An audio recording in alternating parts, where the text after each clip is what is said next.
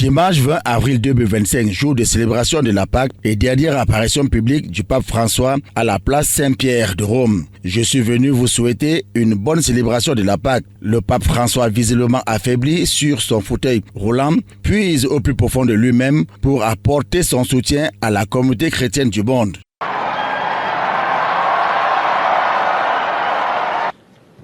Cari fratelli e sorelle, buona Pasqua.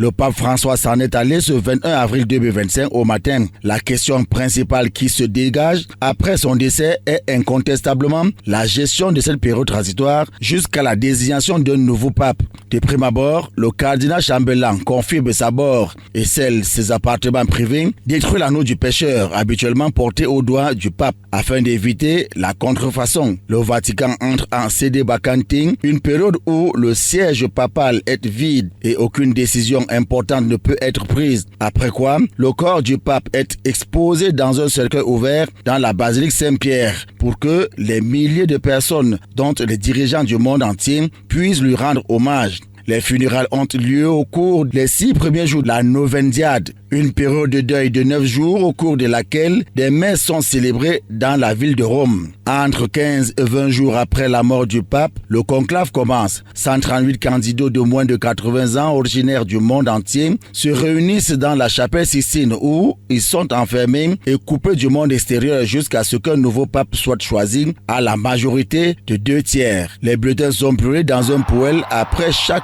tour de scrutin et la fumée visible s'échappe de la cheminée de la chapelle indique si une décision a été prise et le nouveau pontife est présenté avec l'annonce Habemus Papam. Nous avons un pape depuis le balcon de la basilique Saint-Pierre, marquant le début du prochain pontificat. Pour le cas échéant, nous en serons au 267e pape.